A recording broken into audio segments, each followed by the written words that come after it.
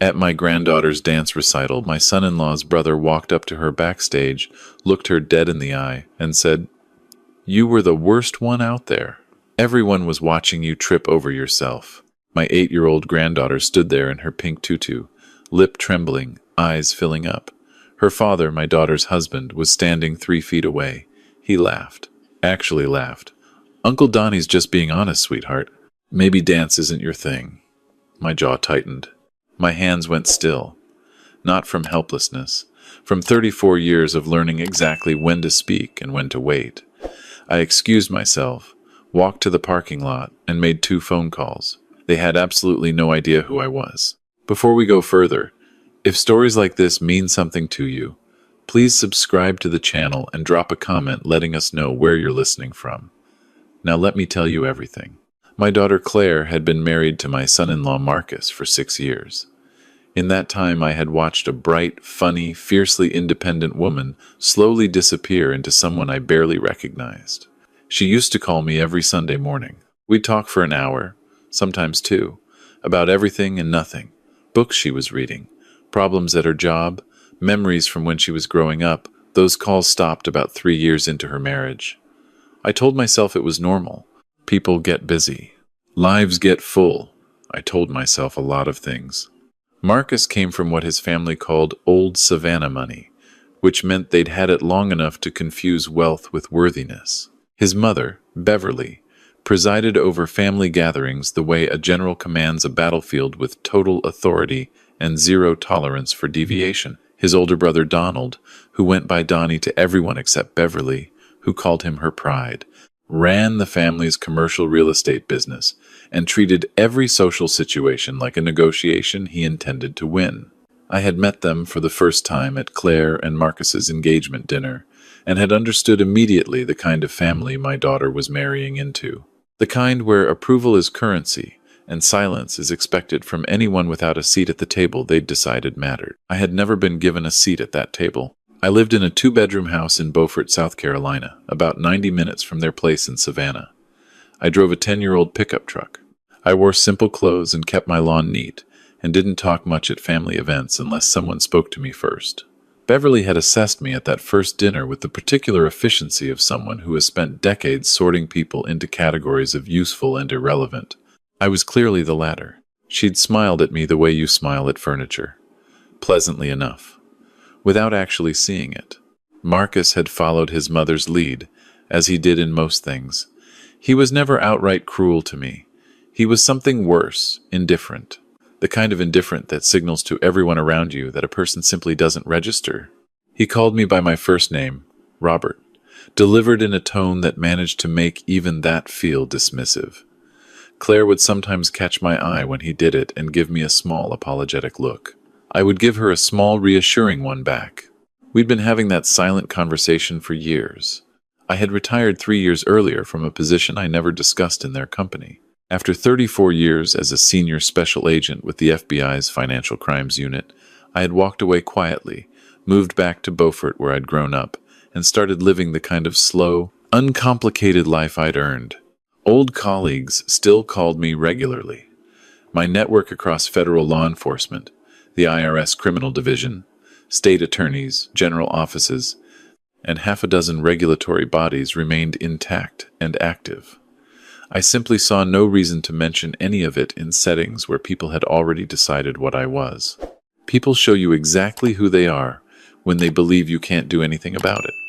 Beverly and Donnie and Marcus had been showing me for 6 years. I had been taking careful note. The recital was at the Savannah Arts Academy on a Saturday afternoon in March. My granddaughter Sophie had been taking dance lessons for 2 years. She loved it the way children love things that are entirely their own, with complete, unself-conscious joy. She wasn't the most technically gifted child in the class, and she knew it, and it didn't matter to her at all. She danced because it made her feel alive. I had driven up that morning, arriving early enough to bring her flowers before she got into costume. Sunflowers, her favorite. She'd thrown her arms around my neck and said, "Grandpa Robert, you always remember." Claire had met me at the entrance. She looked tired in the particular way that goes deeper than sleep. Her hair was pulled back, And she was wearing a dress I recognized from 3 years ago, I remembered, because she'd bought it for a birthday dinner and had spun around in my kitchen asking if it was too much. She didn't spin anymore. She stood carefully, like someone who had learned to take up less space. "I'm glad you came, Dad," she said. "Wouldn't miss it," I told her. Which was true. Which would always be true. Marcus greeted me with a handshake and his eyes already somewhere else. Donnie arrived 20 minutes later with his wife Renata and their 2 teenagers, who ignored Sophie entirely. Beverly came in just before the show started, making an entrance the way she always did, working the room with handshakes and air kisses, finding me eventually, and offering a smile that communicated polite tolerance. "Robert, how was the drive up?" "Easy," I said. "Beautiful morning for it." She was already looking past me. The recital itself was everything it should have been. 40 children in various states of coordination, beaming with the particular confidence of people who don't yet know they're supposed to be embarrassed. Sophie's group came on in the 3rd segment. She was in the 2nd row, a little off the beat at one point, catching herself and laughing at her own stumble. I was on my feet before the applause finished. The trouble happened backstage afterward, in the narrow corridor where families were gathering to collect their children. I had just reached Sophie, was kneeling down to give her the sunflowers, when Donnie appeared behind her. He'd had 2 glasses of whatever was in that flask he thought no one noticed and was in the mood to perform. He looked at my granddaughter with the studied amusement of a man who has never once in his life considered whether his words might land like stones. "Well," he said, loudly enough for the families around us to hear, "I've seen a lot of recitals. That was rough, kid. You were off the whole time. Everybody noticed." Sophie's face didn't crumble immediately. There was a moment where I watched her try to decide if he was joking, if this was the kind of thing adults said that meant something other than what it sounded like. Then she understood that it meant exactly what it sounded like, and her lips started to tremble. I was already straightening up when Marcus stepped in from my left. He laughed. A short, easy laugh, like this was a minor thing, a normal thing, a thing that didn't require any response other than deflection. "Uncle Donnie's just keeping it real, Soph. You've got to develop thicker skin if you're going to perform." "She's 8 years old," Claire said quietly from behind him. Her voice was steady, but I could hear what it cost her. "Which is exactly why now is the time to learn," Marcus said, not looking at her. Sophie was crying now, quietly, with her flowers pressed against her chest. Around us, other families had gone carefully silent. Donnie was already turning away, uninterested in the aftermath of what he'd detonated. I placed my hand gently on Sophie's shoulder. "Go find your teacher and get changed, sweetheart," I said. "I'll be right here when you come out." She looked up at me with wet eyes. "The sunflowers are beautiful," I said, "just like you were up there." She went. I straightened up fully and looked at Marcus for a long moment. He met my gaze with the mild incomprehension of someone who cannot imagine being held accountable by furniture. "She needs to toughen up, Robert. The world isn't going to coddle her." "Excuse me," I said. My voice was very calm. "I need some air." I walked out through the side exit into the parking lot. The March air was cool and smelled like rain coming. I stood beside my truck, took 3 slow breaths, and made the first call. Danny. Danny Kowalski had been my partner for 11 years at the Financial Crimes Unit before moving to the IRS Criminal Investigation Division in Atlanta. We had lunch twice a year and talked on the phone more than that. "I need you to run a name for me. Donald Whitfield, Commercial Real Estate, Savannah. His mother's company is Whitfield Property Group. Social? I'll text you what I have. And Danny, when you find something, and I think you will, call me before you move on it. I want to make sure it goes to the right people." "You retired, Bob." "I did. This is personal." A pause. "Text me the information." The second call was to a woman named Patricia Odom, who had been a supervising attorney in the Georgia Attorney General's Consumer Protection Division for 15 years, and who owed me a professional courtesy that dated back to a case we'd worked jointly in 2009. "Pat, it's Robert Calloway. I'm going to send you something in the next few days about a property management company in Savannah. I have reason to believe there are tenant complaints that haven't been properly aggregated. I'd like the right set of eyes on it." "How good is the reason?" 34 years good. "Send it when you have it." I put my phone in my pocket and went back inside to wait for my granddaughter. Sophie came out of the dressing room in her regular clothes, flowers still in hand, face washed clean. I took her hand and we walked together to find Claire. Beverly intercepted us near the exit, effusive now in the way she became after performances were over and the social work was finished. "Sophie, darling, you were wonderful." The lie came out smooth and practiced. Sophie looked at her grandmother-in-law with 8-year-old directness. "Uncle Donnie said I was the worst one." Beverly's smile flickered for less than a second. "Donnie was just teasing. Sweetheart. He has a strange sense of humor." I watched Claire watch her mother-in-law smoothly rewrite what had happened. I watched my daughter nod slightly, because that was what she had learned to do. I put my arm around Claire's shoulders and felt the tension in them, the permanent held-breath tension of someone who had forgotten what it felt like to exhale. "I'm taking you and Sophie to dinner," I said to Claire. "Just us." Marcus appeared at her elbow. "We have dinner plans with my family tonight." "Claire can make her own plans," I said. Still calm, still even. Something shifted in Marcus's expression. Not quite surprise. Something closer to the particular irritation of a person who isn't used to being spoken to as an equal. "Excuse me?" "Dinner," I said. "Claire and Sophie and I. You're welcome to join us, Marcus, but they're coming." Claire looked between us. Then she looked at me, and something I hadn't seen in her eyes in a very long time moved across her face, something that looked like relief, and something that looked like the girl who used to call me every Sunday. "I'd like that," she said quietly. "Sophie, get your jacket." Marcus said nothing. Donnie, across the room, wasn't paying attention.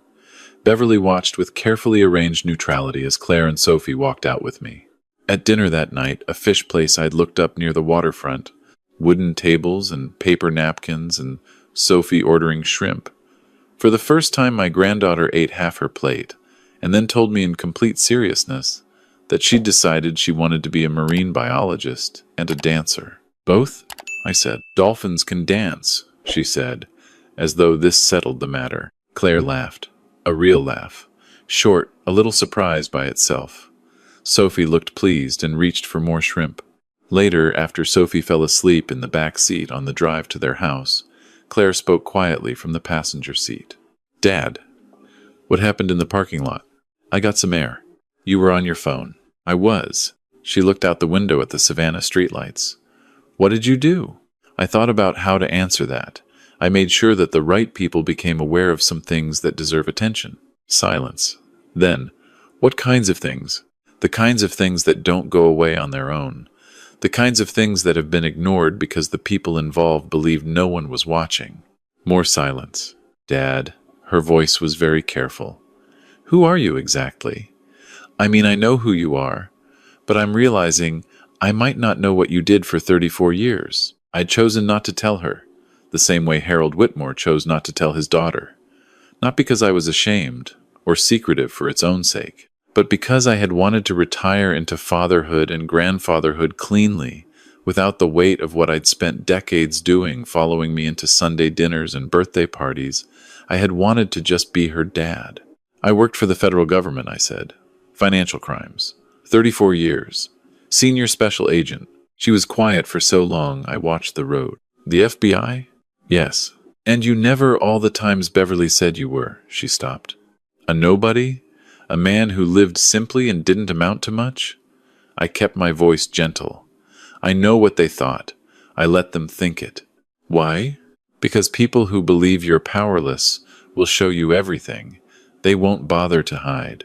Claire leaned her head back against the seat. Sophie slept on in the back, one hand curled around her sunflowers. "They showed you a lot," Claire said finally. "They did. And the phone calls were to people who know how to look at the right things." She didn't ask more. We drove the rest of the way in the particular quiet of people who have understood something important and don't need to fill it with words. The next 3 weeks moved the way these things move when the right machinery gets engaged. Danny called me 6 days after the recital. "Bob, you were right to call." His voice had the particular flatness he used when something was worse than expected. "Whitfield Property Group has been misclassifying commercial tenants for tax purposes for at least 7 years.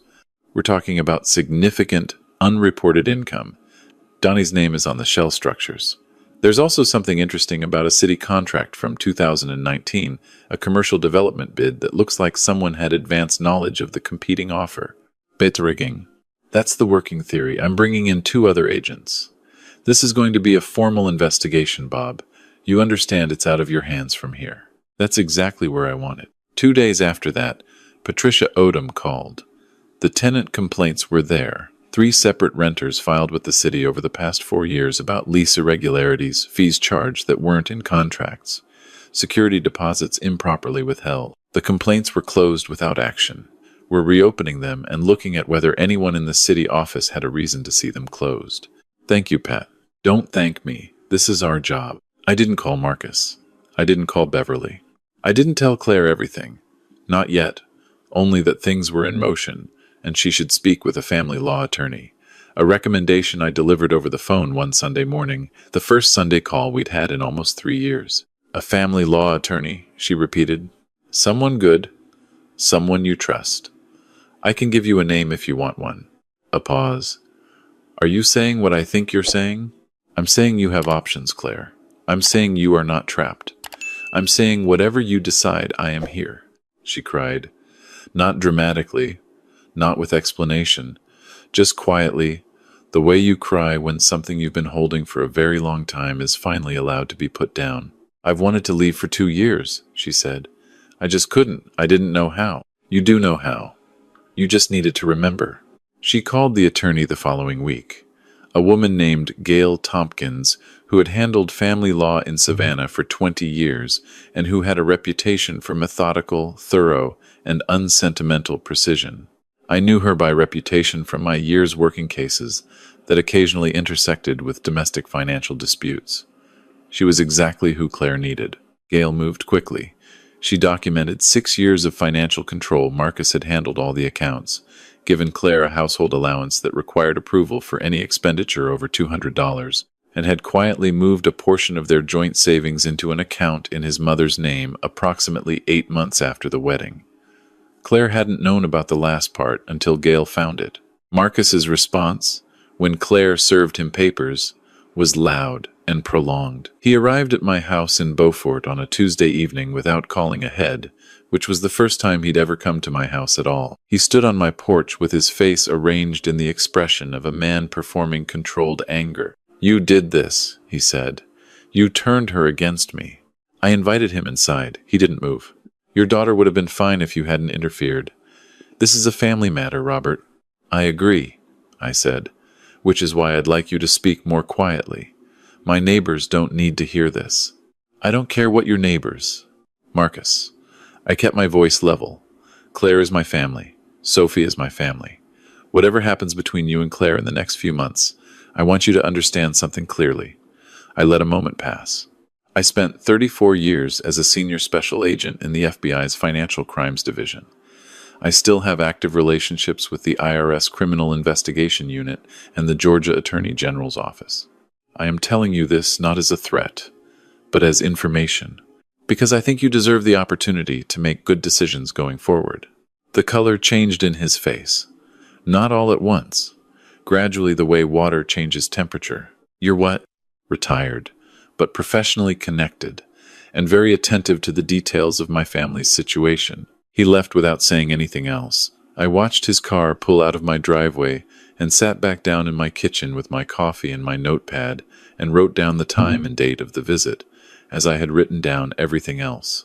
The investigation into Whitfield Property Group became public 6 weeks after the recital. The Savannah Morning News ran a story about a federal inquiry into tax irregularities and potential bid rigging connected to a 2019 city development contract. Donnie was named. Beverly was named as a board member. The company's operations were suspended pending review. Marcus was not named in the federal investigation, but Gail's work had surfaced the diverted joint savings $47,000 moved without Claire's knowledge or consent, which constituted financial fraud under Georgia law. Marcus's attorney contacted Gail within 48 hours of the divorce filing to discuss settlement terms. He wants to settle quickly, Gail told Claire, before anything else surfaces. Does that mean what I think it means? Claire asked.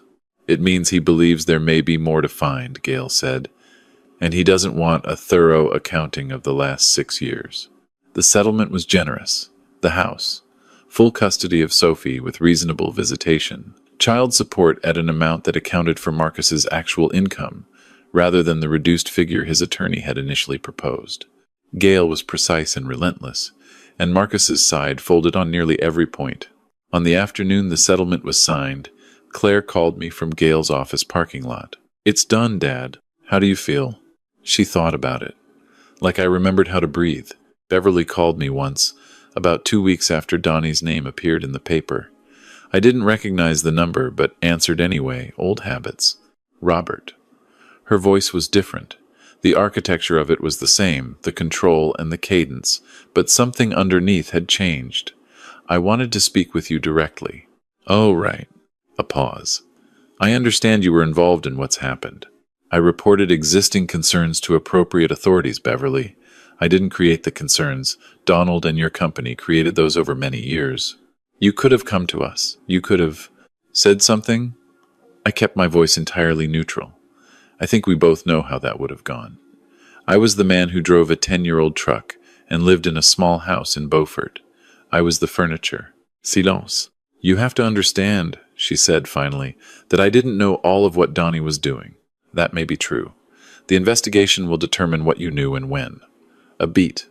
Beverly, I hope you get good counsel. I genuinely mean that." She hung up. I sat with the phone in my hand for a moment. 34 years of working financial crime had taught me something about people like Beverly Whitfield. They weren't always evil in the mustache-twirling sense. Many of them were simply people who had never been told no by anyone with the standing to make it stick, who had been surrounded for so long by people calculating their own angles that accountability had become an abstract concept, something that happened to other people, lesser people, people without the right last name. The consequences arrived, the way consequences do when the paperwork is thorough, not in a single dramatic moment, but in a long, steady cascade.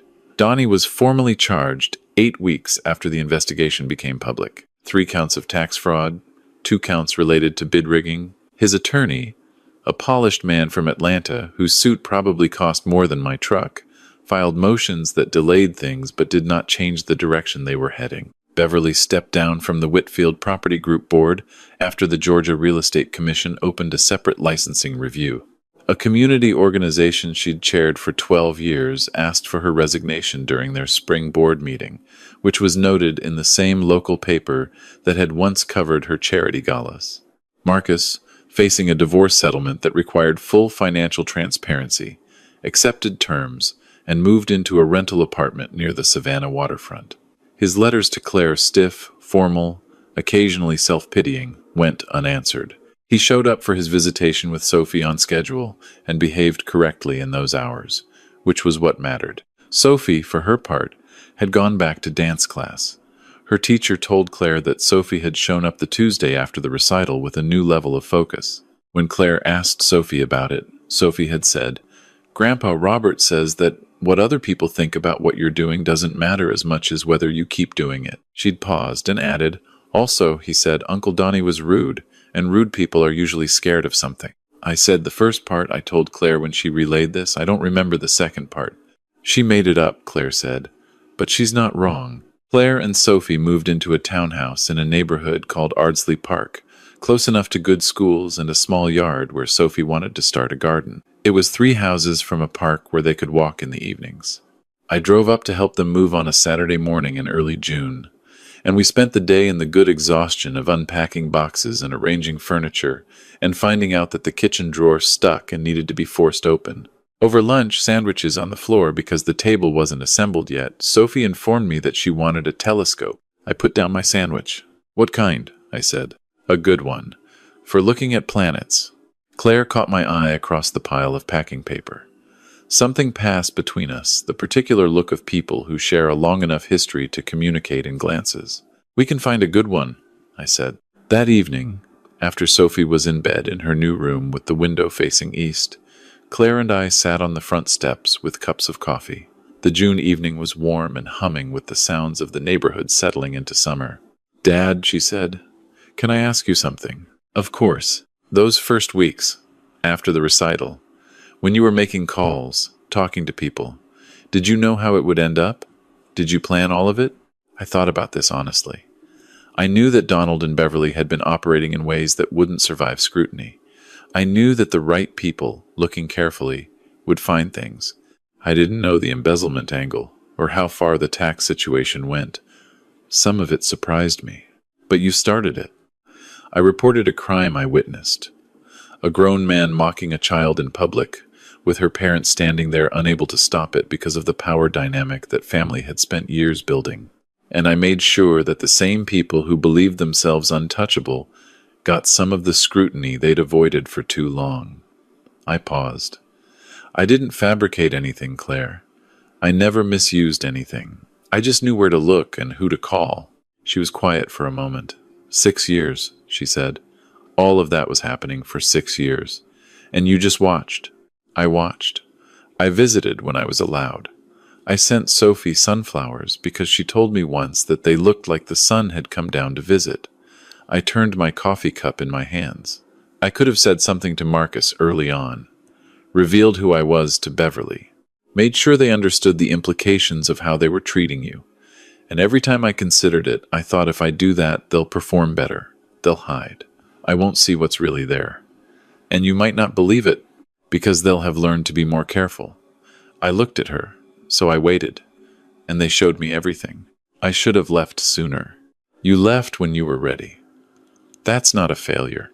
She leaned her head on my shoulder the same way she had when she was 11 years old, and her mother had just been diagnosed, and we were sitting on different steps on a different porch, and she hadn't had the words yet for how scared she was.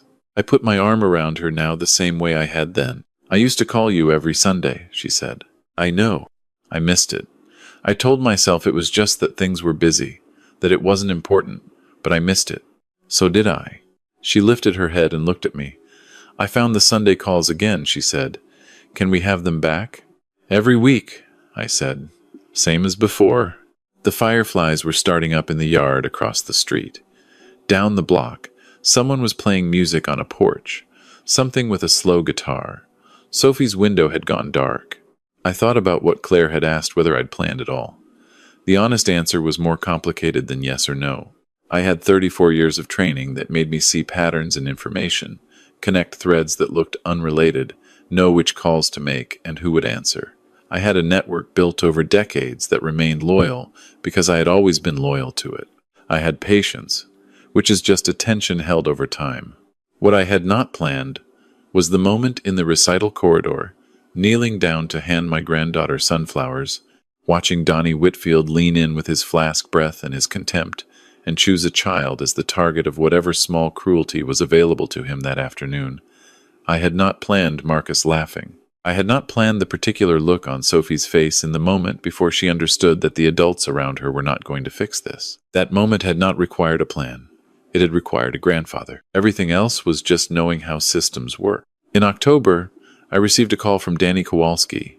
Donnie had accepted a plea agreement, 2 counts of tax fraud, 1 count of bid rigging, 18 months in federal prison, full restitution, permanent bar from serving as an officer in any company holding federal contracts. Beverly's case was resolved separately, cooperation with the investigation in exchange for a civil penalty and the loss of her real estate license.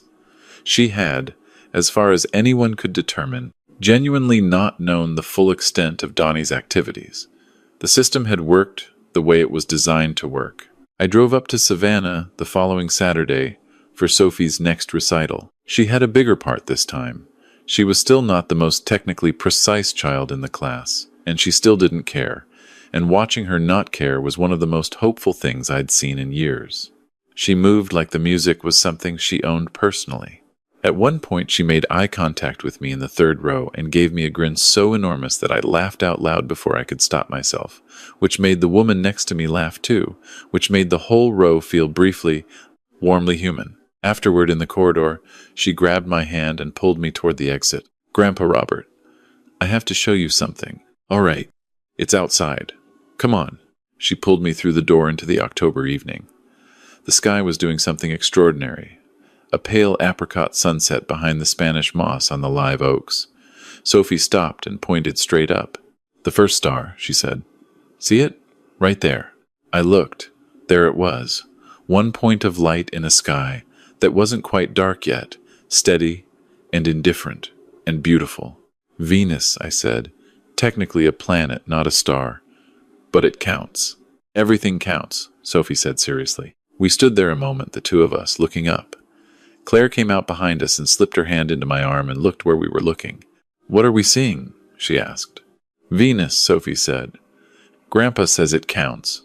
Everything counts, Claire said, and I could hear in her voice that she meant something larger than planets. Later that night, after Sophie was delivered to Marcus for his weekend visit and Claire and I were at the same fish restaurant with the wooden tables, she asked me something I'd been waiting for without knowing it. Dad, what was the thing you were most afraid of? Through all of it, I thought about it. That you'd stay, I said finally. Not because leaving was the only right choice, but because I was afraid you'd stay without choosing to.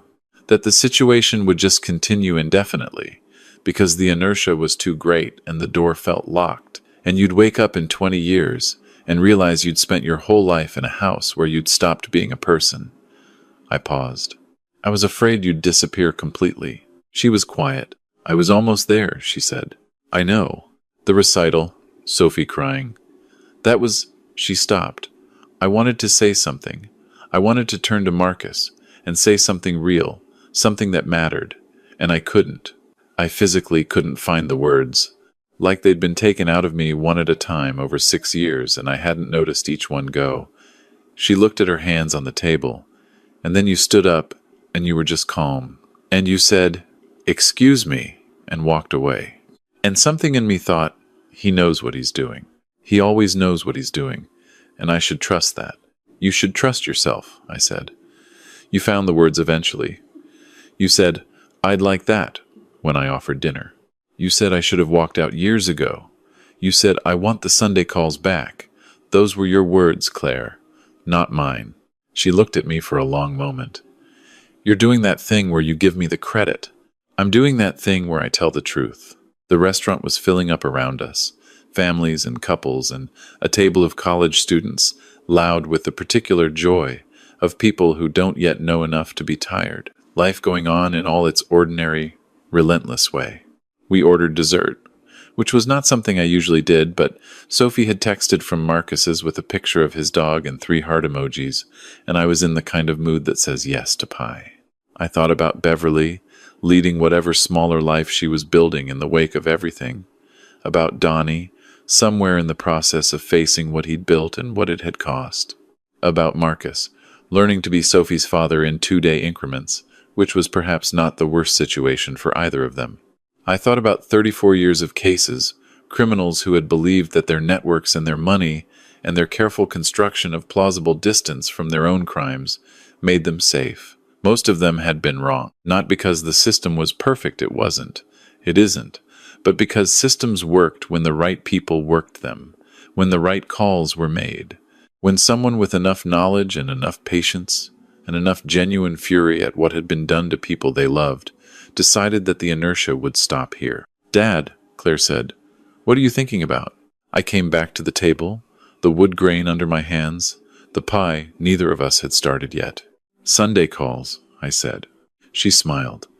The shadows had been gone from her eyes for months now. She laughed differently fully, without checking first to see if it was permitted. "Sunday calls," she said. Every week. Every week. Outside, the Savannah evening was full of that particular October warmth that doesn't apologize for still being here when the calendar says otherwise.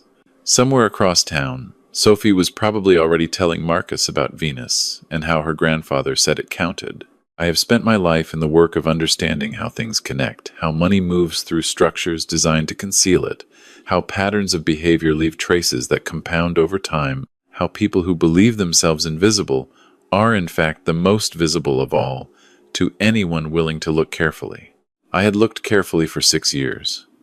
I had waited until the moment that required action rather than patience. I had made 2 phone calls in a parking lot and trusted the machinery I had spent a career building to move in the direction of what was right. None of it was complicated. In the end, none of it required anything more than knowing who you were and what you owed the people who needed you. I was a grandfather. I was a father. I was, in a past life that remained usefully present, a man who knew how crimes were built and how they came apart. I was, most importantly, the person who brought Sophie sunflowers and remembered that they were her favorite. That was enough. That had always been enough. I just hadn't needed them to know it until I did. If this story meant something to you, please like this video and subscribe to Stormborn Vengeance. Leave a comment and tell us where you're watching from. We read every single one. For the next story, click the box on the left. Thank you for being here.